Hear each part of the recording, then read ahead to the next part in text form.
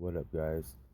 Alright, in my previous video, in my car, this wagon that I have, I had a crank and no start.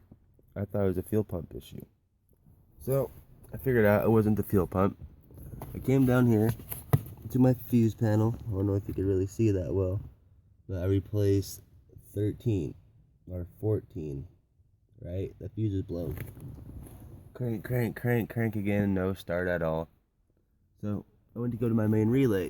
If you guys can see right, I'm not sure if you guys can see it or not, but it's right here. Alright, I couldn't get the bolt off, so I took this fancy little tool of mine and I hit it a couple times. And I was like, hey, let's see if this will get my car to start or not.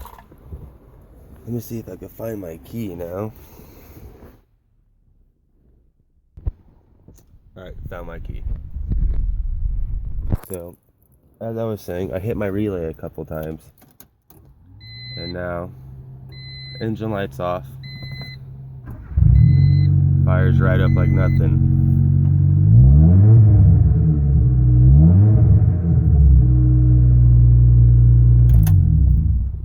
Does that every time.